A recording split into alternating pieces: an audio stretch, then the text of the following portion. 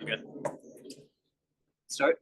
The time is 7:04 p.m. It's Thursday, June 5th. We're in the White Plains District Rent Office for the Westchester County Rent Guidelines Board meeting on Thursday, June 5th. Good evening. Welcome everybody. So meeting tonight is to hear the presentation from the RNA unit. They already gave us the material and now they're going to give the explanation. I see we have some visitors. Welcome. And I have to remind you that this is a meeting just for the board. You are welcome to stay here, but you cannot participate or interact with the board members. I have to acknowledge our new member, Natalie.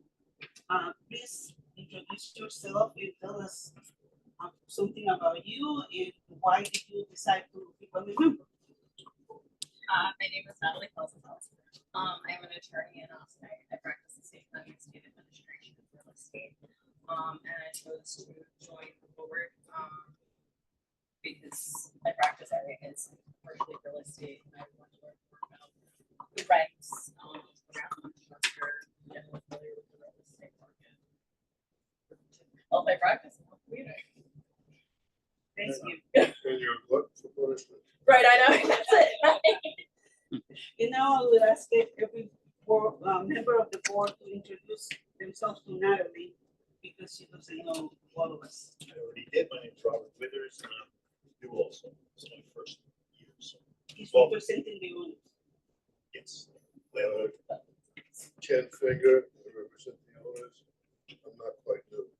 He's the oldest member in and then I'm the second one. Survey. That's what I meant. Oh, they're serving. Very diplomatic. I'm That's learning. okay. You better. That's okay. I'm very happy to be the oldest member. And Natalie S, public member. This is going to be my 7th year. Sylvia Hamer, representative. I was new for you, so now I'm passing the torch. Tamara Stewart, and I want to acknowledge our council, Peter Stecker and April Ray Huertas. Welcome. And our panelists, please introduce yourselves. Michael Gregory, research and analysis. And Salvatore Howie, research and analysis. Thank you. Let the record show that we have a quorum. So that said, I'm going to ask Peter if he has any announcements. Yes, thank you, Chair. I don't really have any announcements to give the board tonight, other than just a reminder, our next public hearing is on Monday, June 9th. It'll be in the New Rochelle City Hall Council Chambers at 7:00 p.m. So I think that we're ready to hear your presentation.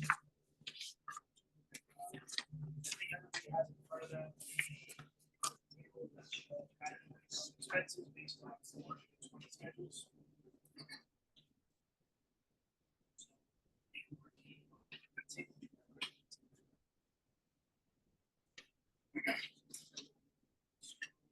Sent out approximately 1,500 schedules, and on that we received 420 items for tabulation.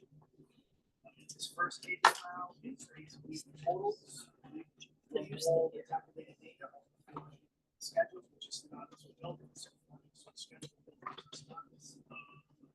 numbers are also in thousands. So the table, for example, for 2022, the income is 249,769,000. The first table is basically just the total income that's calculated for each income and expense category. All the numbers that were calculated for Westchester County.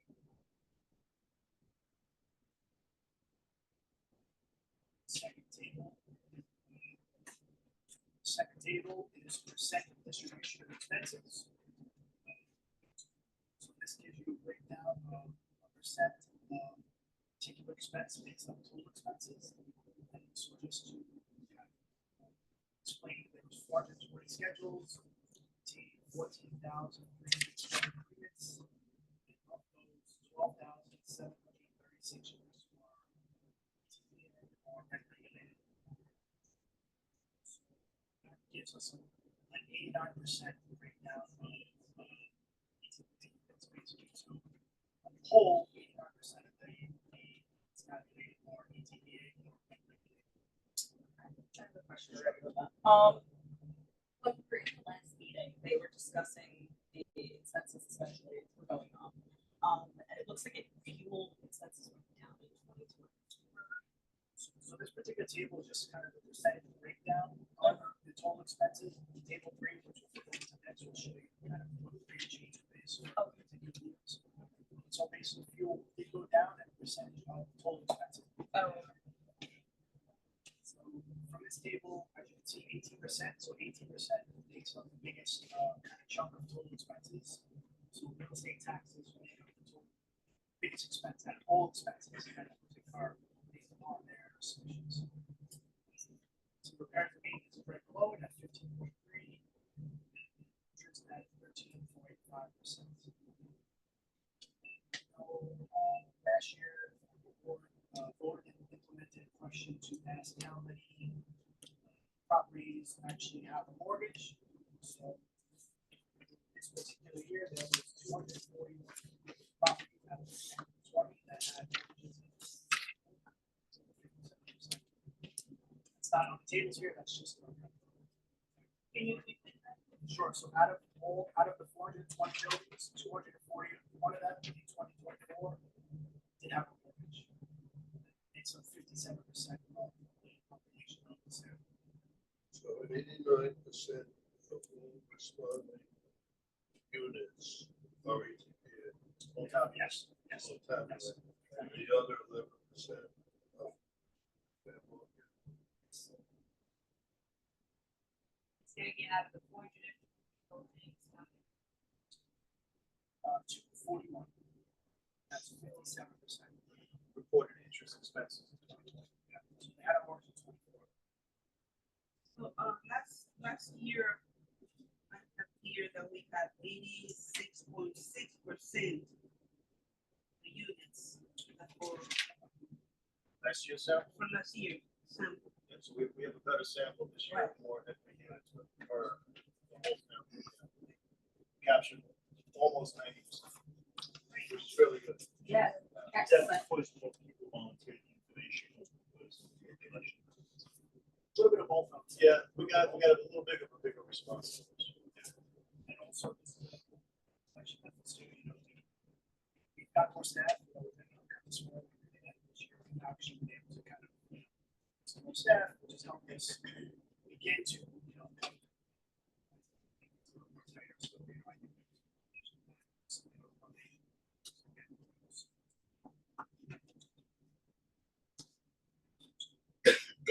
So continuing on table 2, I don't know if anybody has any questions on the first table. The first table is pretty much the totals. The second table is strictly just the percentage of expenses. It doesn't deal with any kind of income factors, just some expenses. So on the third table now, it's kind of, you know, one of the more important tables. Survey and the tabulation. This is percent change of expenses. This is the rate of change. So as you see, for 2020 to 2023, income increased by 2.6%. 24, income increased by 2.4%. Look at the line right below. Rental income and increased by the same as just coincidentally. So 2.7 for rental income for 2023 and 2.8% for expenses excluding depreciation is increased by 2.8%. By 1.9%. Comes to total expenses, 2.5% increase from 22 to 23, and 1.8% increase from 23 to 24. Thank you. terms of the real estate, Yeah. was that a big certiorari, Not really. 100,000? It was, we only found about 4 or 5 buildings that reported, real estate tax, refunds. So if you refer back to table 1, 2023, that's $6,000 in real estate tax refunds, and it jumps to $67,000. So hence the 1,000% increase. What about- So we only had about 5 buildings that reported real estate tax income, so a couple of 20,000, 30,000. Nothing significant. This is my first time looking at Portland, so just please bear with me. The income's broken down into rental, miscellaneous, real estate, and non-residential. Can you give me an idea of what's included in those things? In those categories? Yeah, well, it's in the, So there's a breakdown when the owner fills out the online submission, and there's a break. Each particular category, each category.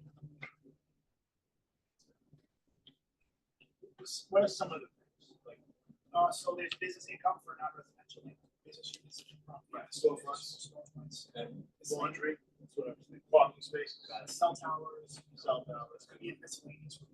So some of them are miscellaneous, some of them are not miscellaneous. you see a huge number decrease in miscellaneous from 18.2 to minus 7.3. You know, but Yeah, again, it's just, it's compared to rental income, so rental income is 239 million, rather than miscellaneous income is 102 million, so it's 2%. So even though the percentage increase is large, the percentage of the whole is excuse it, yes. Where does the 1,106,416? 1,000%. Yeah, units. Flip it back to table 1. Go back. Flip back to table 1, scroll again, and that's where you can see the percentage. So 6,000 to 67,000 is 1,000% increase. Because it's a small number. $100,000. what is What that was, for? Those are like the separate real estate tax solutions. Certiorari? Yep. And there were only about 5. Whereas in 22 and 23, it was 1 building. So huge increase next year. You see that's over. Oh, yeah, I can imagine.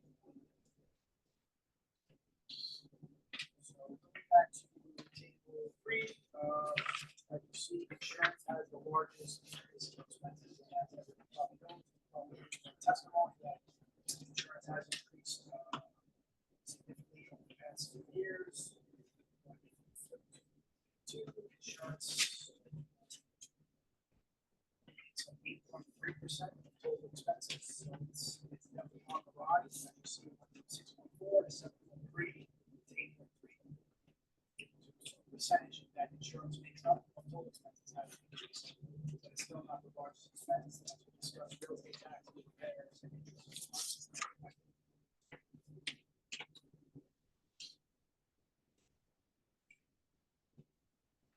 So these are rates of increase. So don't think that like when you see insurance at 17.5 and then 15, that it dropped 2%. The rate of increase was 17.5 from 22 to 23, and then on top of that, the rate of increase from 23 to 24 was another 15%. So that's how that works. Yes, It's not a decrease.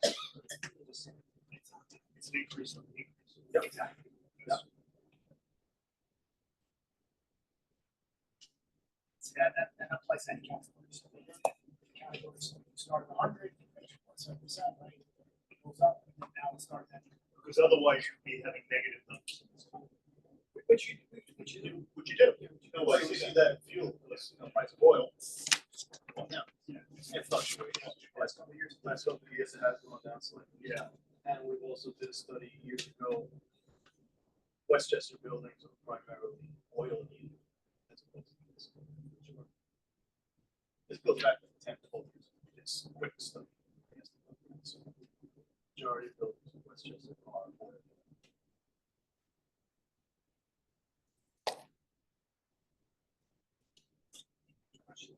Questions? Take a break.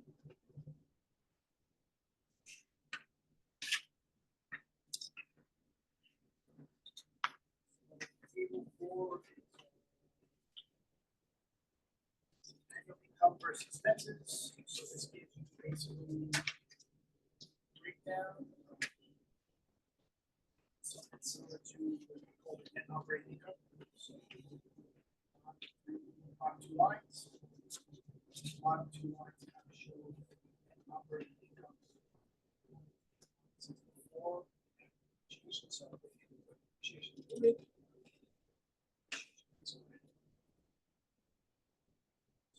Net operating income, which is here, is the inverse of the cost to income ratio.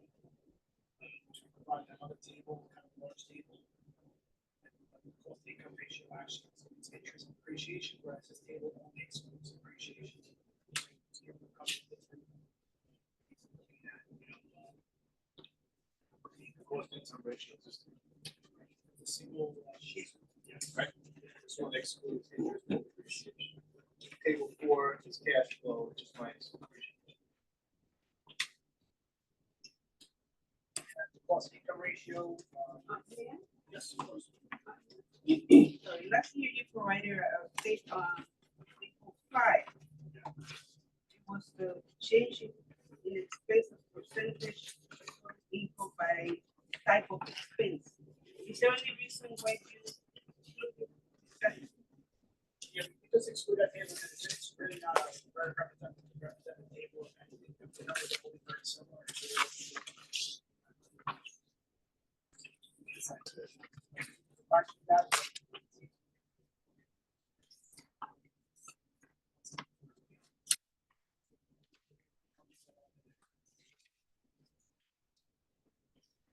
Table 3 and table 4 really So, yes. capture the actual client. I like Westchester, I like the cost income ratio. So the cost of the building, and what the expenses are, obviously including and excluding interest and depreciation. So, as you can see, they fluctuates from the 80s throughout the 2000s. It's kind of a decrease, and now over the past 3 years, it seems to be somewhat consistent.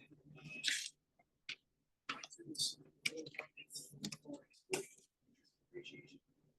64.46, 24.64. So it's within 1% point. If you look at the including depreciation, it's still within that 1% point. So it's been pretty consistent over the past 3 years. But there is, of course, fluctuations throughout the,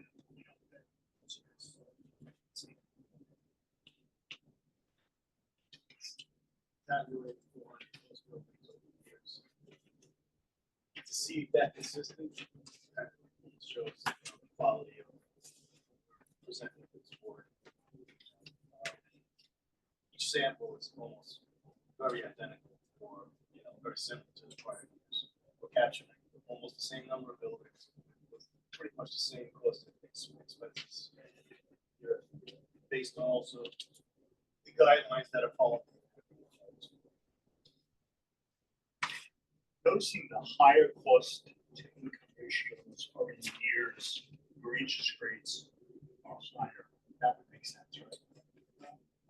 it could be possible, and I don't know the comparison between interest rates. Like for instance, 87, it happens to be a year after I got into the mortgage industry. So I remember what interest rates were. They were 9% on adjustable and they were 11% on fixed. So looking at that number versus some of the numbers where you were in the 2018-19 range, right? When interest rates Or dropped. like what it was on mortgages, 95%. So just wondering. Account for that. Personally, I know we're talking about commercial. property, but- well, I can't speak to that today, so I have a long career with the state, but looking back, I'm a little grayer than you. Well, I've been with the state a long time. I've been doing this a long time.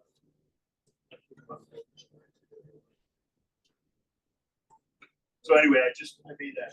I'm wondering whether or not that had It's a possibility, interest expense, as we said, is Yeah. a larger percentage category, so it's definitely a possibility, but I could speak, directly on Then remember that right column is excluding. On the right side, the left side, the larger, like, the 80s and the 90s, Yeah. that's including interest. Right side, excluding interest.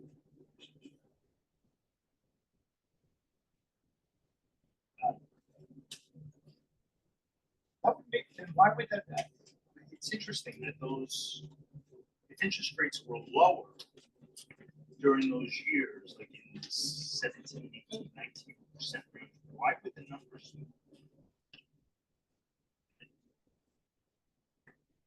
Because it's a factor of operating expenses. Well, the lower the number, the higher the percentage of excess income over expenses. Right, so you have in the 61s and the 62s, Yeah. it's a 37-38% excess income. Understood. Okay. It's like I said, it's the first time I've ever seen it before, so I'm just trying to figure it out. Just do the inverse.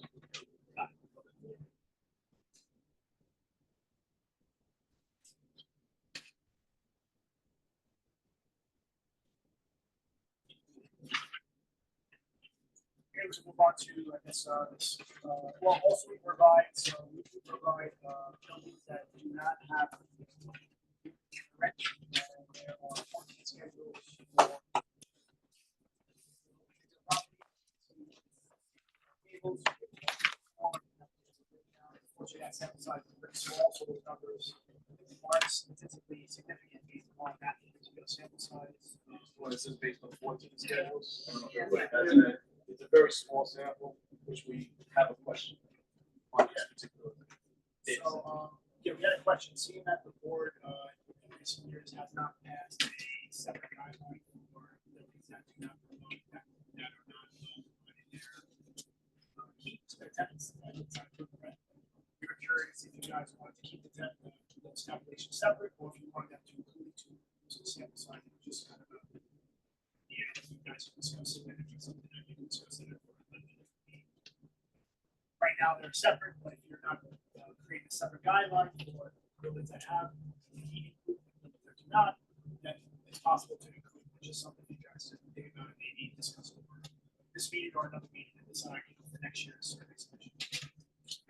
I would suggest that we consider it in September. Not tonight, I don't think. Just as a reminder, we are planning on eliminating the September meeting, but what's the cutoff? Yeah, what's the cutoff that you guys would need We were if this doing board, year, for next year, so just kind of something to discuss, and then for next year, we can implement that. like if we're talking next year, if they met in January and discussed? That'll be fine. That's what they usually, that's what. Yeah, that way, owners will have a chance to think about it, if the tenant's the same. Yeah. We can discuss it. it. So every year, there's anywhere from 10 to 17 buildings that are tabulations that are county. To give you an idea of what numbers would be, so from going back from 20 years, so it's only 10, and as high as 17 or 18 buildings. So it's not a significant number, but it still is a bit. Something you guys wanted to change, that's something you can discuss. But for this meeting, obviously this is something that And also just bear in mind that if we were to include 14 buildings that don't provide heat rent, it would not affect the calculations whatsoever because you have 0, 0, 0s across the board. So it wouldn't skew the rate of change from year to year.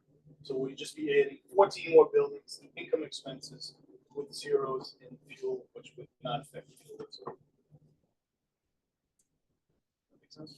Yeah. Well, yeah, look, all of them. Of course, yeah, right, but we're tossing in another 14 buildings with more units, which could boost the percentages. And would make the sample look just look maybe a little bit better response. if you guys have further questions, feel free to send them over to your guy and send them over. Once again, pass. Have questions, send it to the group. Back to you. Move over to the.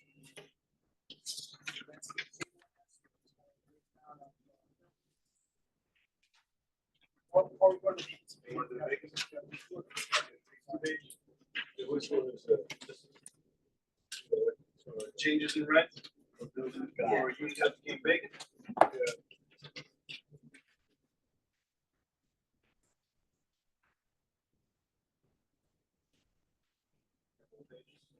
Front back? Yeah, you're front back.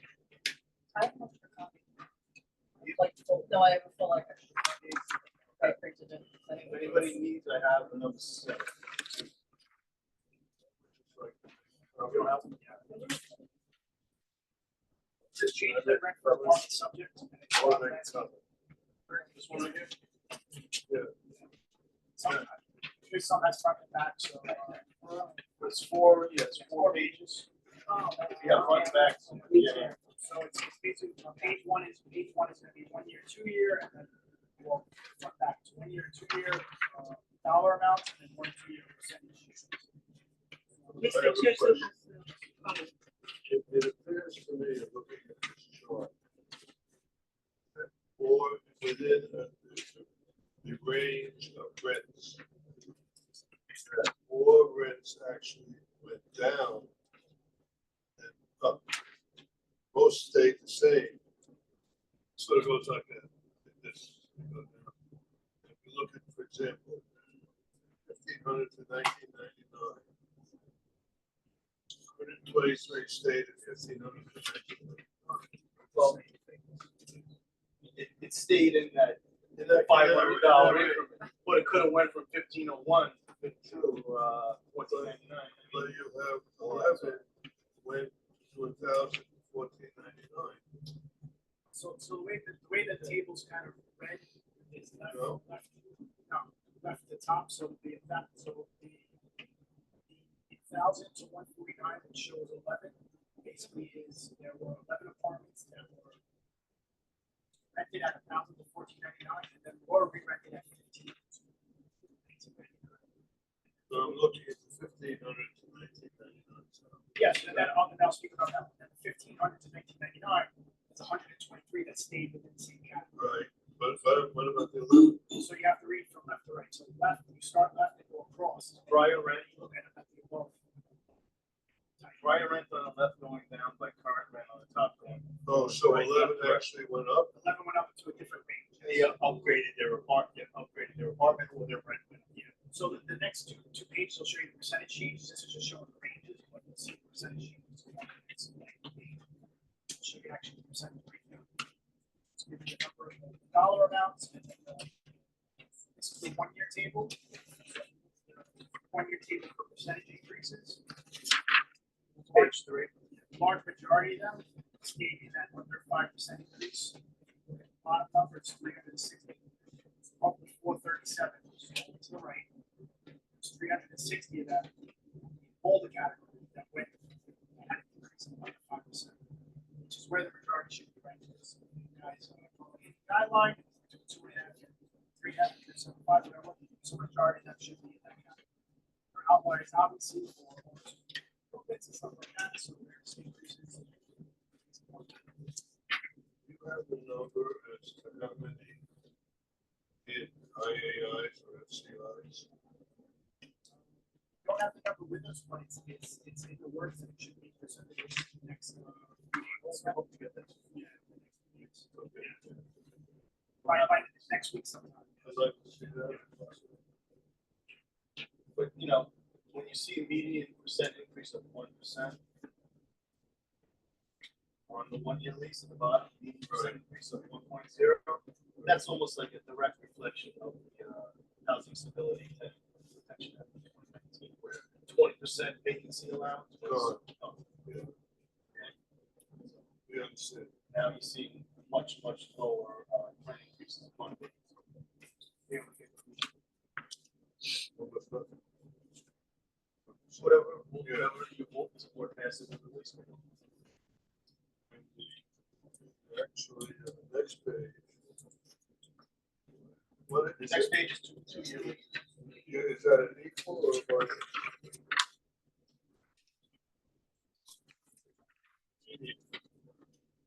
No, it's not. It's really good. It's a 2.1. 2.1, huh? So for looking at basically pages 3 and 4, median percentage increase for 1 year leases is 1%, and median increase for 2 year leases is 2.1%. Median for 2% for 2 years is 3.1, and median for 1%. That's the function of the said without the vacancy allowance, it should be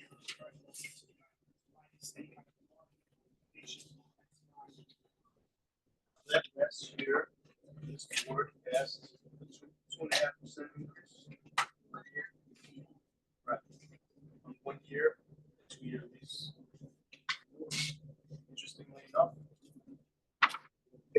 of the tabulations. Rental income, 420 building. Page 3, rental income went up.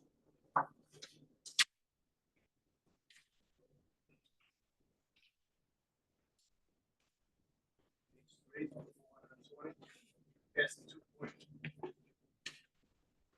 2.5, rental income went up 2.4. It's like a small spot. It's where it should be, right? So that's a pretty accurate, it's a pretty accurate capture. Anybody else have any questions regarding the dates and data on this one? So on the bottom, you also have median previous and median current rent. So the previous was where the tenant vacated and then the new tenant came into the apartment. So the median and median rents. Previous and current, and then the first page is 1 year, second page is 2 years. Page 3 and 4, you just have the same data, just percentage changes. And percentage increases on the bottom.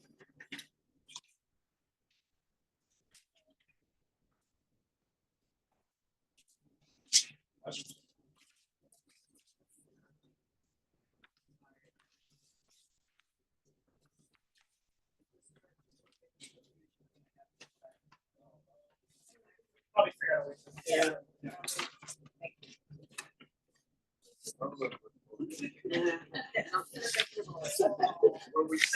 When we send our Sure. when we send our PDFs, email. It's usually the same page.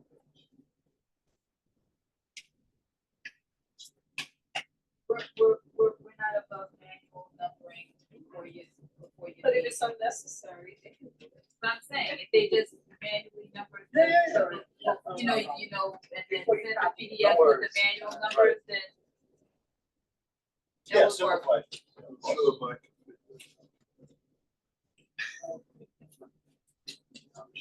We have another landscape document.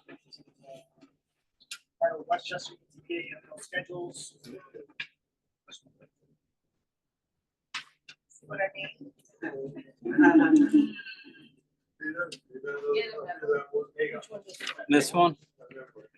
Everyone should have a full set. I mean, yeah, everybody was emailed us. I must have missed something. I apologize. So this is basically a side by side of 24 and 25 data. Total mailed out, total tabulated, how many don't heat on water. Like you said, there was 424. There's somewhat percentage of that are not being entered and received not comparable, owners and problematic. Comparable could be fire or vacate orders. Issues with the building, problematic is right percentage.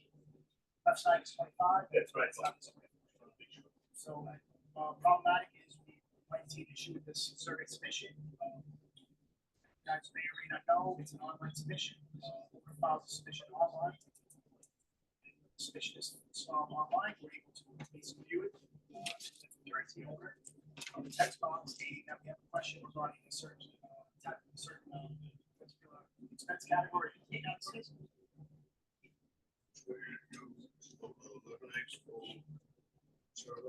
Well, yeah, well, so we're limited, sir, there may be something that there may be a count discrepancy, they're registered for 50 units and they tell me it's 10, so we can't really do that particular property. Maybe a large change in some expenses, and as the board, you guys decided that any kind of expense change under or over 50%, they need to provide a description or an explanation. If they don't provide a description or explanation, turn it back to them, ask them. We also phone numbers, email them, so there's various methods we could have tried to attempt to contact them. And if they don't get back to us, they'll provide a significant response. Then we just exclude them. And 3% of it, fall into that category. Yes. Problematic. Yes. Which is lower than previous years. Well, comparison to last year, it's pretty much similar to, so last year's numbers are next to it. So all the numbers are pretty kind of close to each other, just kind of happened that way. So, non-comparable could be if there was a fire or vacate order on the property. So.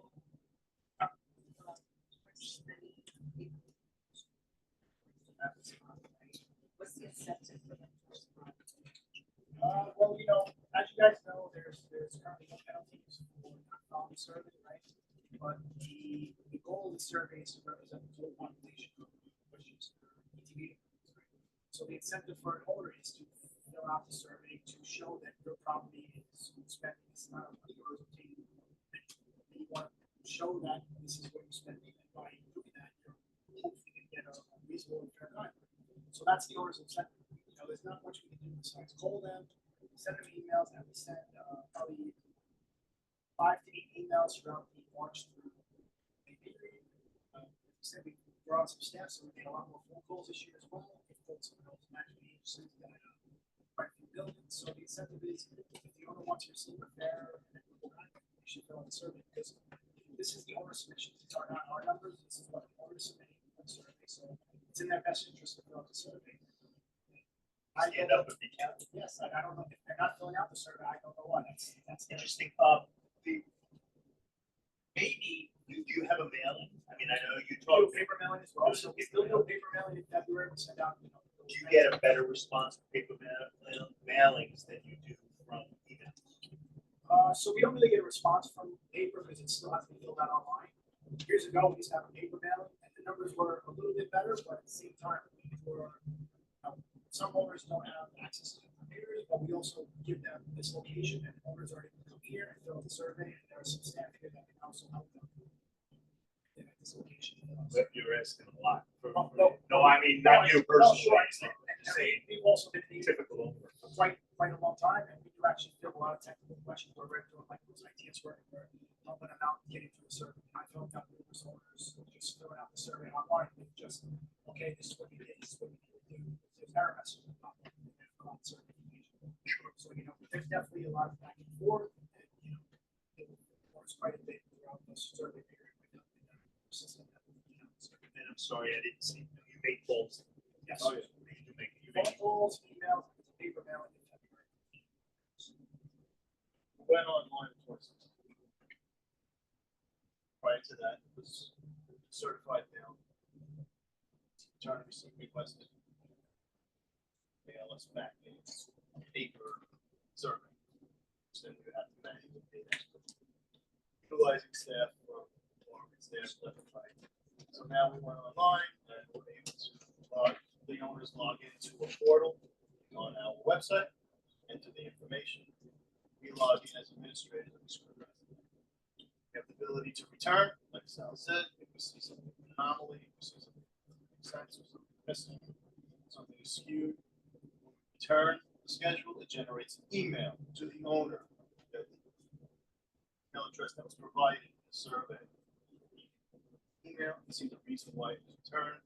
The email contains our email address and our generalized hotline, our particular unit. They can call for any questions on the phone. Call, pick up, and answer.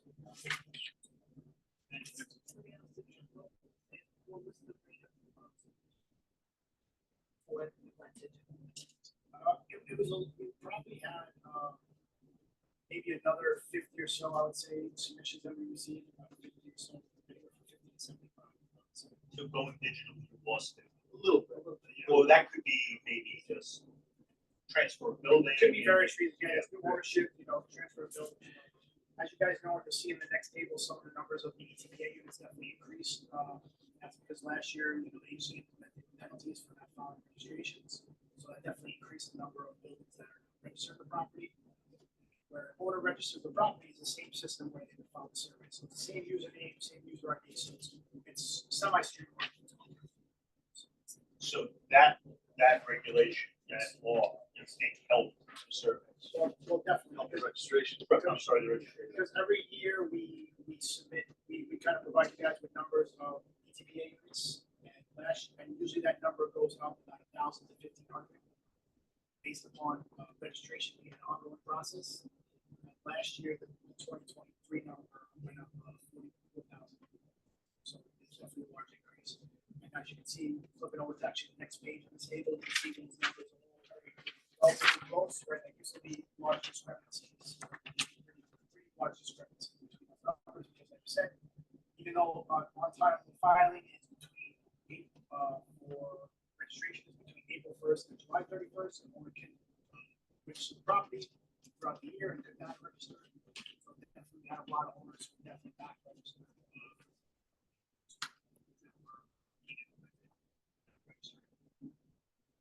Survey, the EPA guideline survey is the same portal to register your building. So all it is just using a click down arrow, choosing register your building or EPA application. So that's when we kind of streamline it. So owners can just go through with their same user ID and password to register and to submit the survey. And as you can see, there's more units, which hasn't really been common. There's more units in 2024. As you see, rent stabilized totals, there's more units in 2024 than it was 2023. It's quite the opposite. It's usually about 1,000. Like you said, it's having to register the property for the current year. That's not utilized until there's nothing.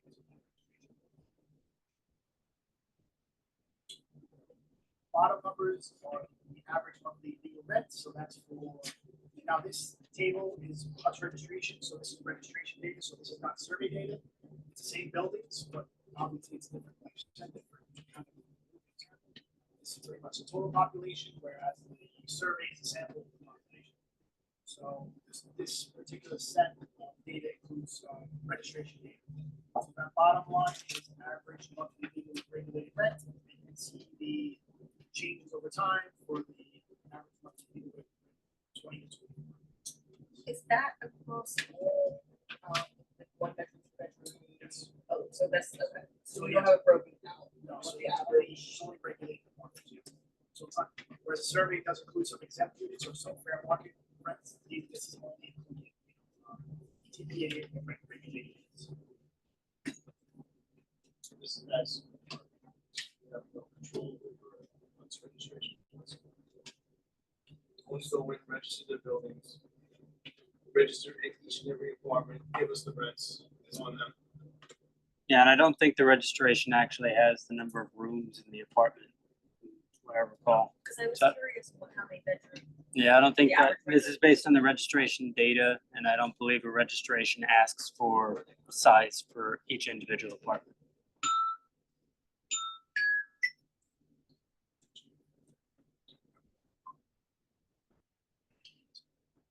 Any questions about this table? So we move on to the next table, which is 5 ETA survey. Sure. Sorry. I do see like the percentage change, that these percentage changes are lower than past guidelines. So like the 1.55% for the 2023 to 2024, less than the 2.5%. That was past. Why is that? Just, when owners register their property, it should be an increase of that 2.5%. Right.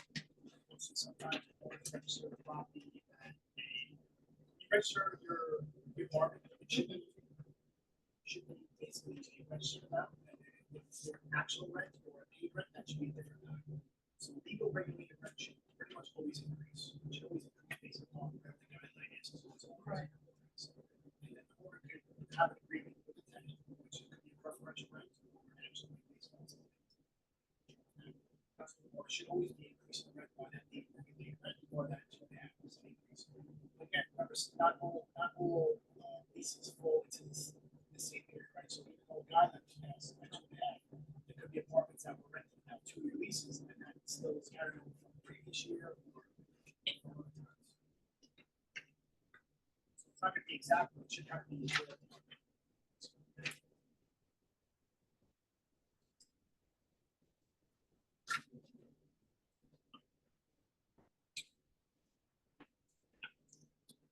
Next table, which is it's tabulated by municipality. So this is the percent breakdown of how many units in municipality. So this is always pretty somewhat the same every year. The percentages are different, but Yonkers, White Plains, Rochelle, Malvern, all 4 municipalities that make up the majority of the Westchester County. You see that makes up 88%. let's see what happens. Now, the table below is again a type of registration, so it's a registration number, that's from the registration data. This is given a breakdown of the rent amounts. Apartments, again, it's not broken down by room, but it is broken down by percent different rent ranges. So as you can see, the majority, not the majority, but the larger percentage is 1,000 to 1499, but the majority is definitely not 1,000 to 1999, which makes up 63%. If you add up those two middle categories, right? The two middle ones make up the largest percentage of apartments in Westchester County. Yeah, top numbers, most full core municipalities, that's the survey response rate. Safe to say that those are 2 bedrooms. That's what I think. Yeah, I get to know the size. No way. Yeah, it'd be pretty difficult to kind of get that information, and then again, it's I can't see many 1-bedroom rent stabilized apartments. yeah, I mean, you could have some at the lower end or that 1,000. Depends on the municipality. And actually, yeah, you have the municipalities as well, right? You guys know that the municipality, there is definitely some differences. Just like in Manhattan. Are we like not allowed to ask them? I'm not sure if it's captured by the rent registration data. Got it. So, Yeah, because I really wondered what the average rent is. 6%, think about it, 3,000 above is 2%, 2,500 to 3,000 to 6%. Those are large apartments. Yeah. I would love to know both. Yeah. I would like to know what the number. And, I mean, you can guess, right? Do you do that for New York City? no, we don't. New York City has their own board. They can conduct their own surveys. Right there. We know that. We are not appointed. But they have so many more units than we have, so. I would, I mean, this is our initial appointment. This is a pretty good snapshot of Westchester. Regular years. Where the concentrated areas are, obviously, with Yonkers being our biggest one.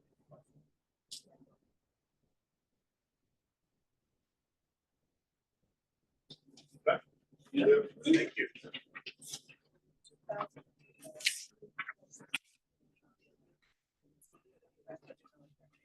Sure. Say that, I mean, I used to think of stabilized apartments. Or income. I mean, Well, I can't say we don't include any surveys, Yeah. so only owners income, not taxes. right, I'm just saying, I'm just making an observation. Page 22,000. That's the discussion. Yeah.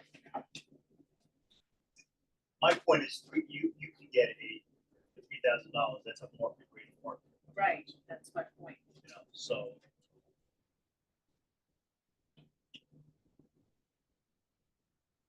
Knowing what that's for would be very helpful. You see that number, you say it's a lot of money to pay for a stabilized apartment, but if it's a 4-bedroom apartment that's in an elevated building that has amenities, I mean, I don't know if those exist. Probably Stabilized world, but, I have not seen a whole lot of. Probably not. No gym, No gym, no no gym. swimming Okay. pool, no pool, no yoga room. I haven't seen any of those yet, but when you find them, you let me know. Take a picture, please. That's okay, I'm not gonna. So the last table is, the right side of the table is the total population, so it's for the Westchester Village. Left side of the table is the tabulated billings for this particular year. So it's kind of a separate breakdown. You guys asked for this table a number of years ago. So there's building size, the number of buildings based upon the size, the percentage of buildings of the total of that sample and the total population, and the percentage of the BTV. It's just kind of break down by building size and break down by as well as the total population of the sample.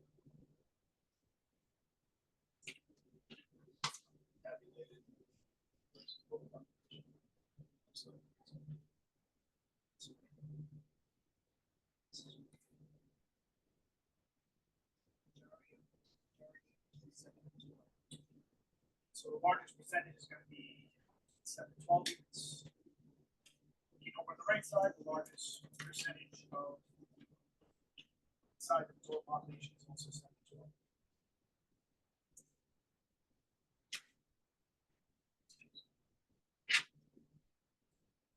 So it's small. Well, we have, you know, on the left side, we have 46, buildings that were submitted that were 6 units. 109 that were 7-12. So there's a variation between small and large buildings.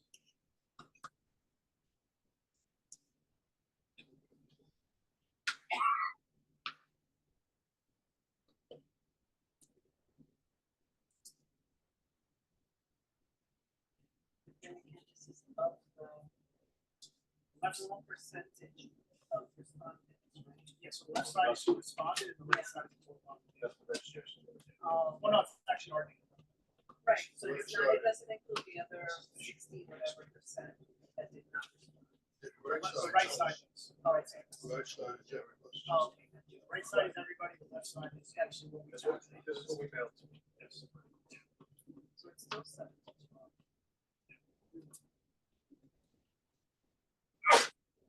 Yes.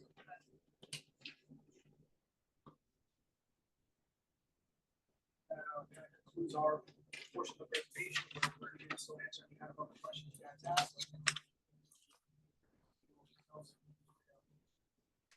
Thank you very much. Great Thank presentation. you. Any So, thank questions? you. Like, Any questions for Charles? If you Thank you. do have questions in the,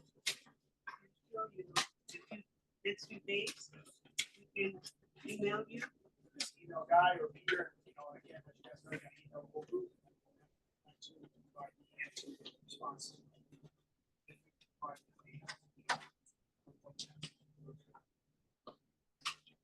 We have Rockland, Nassau, Kingston coming up.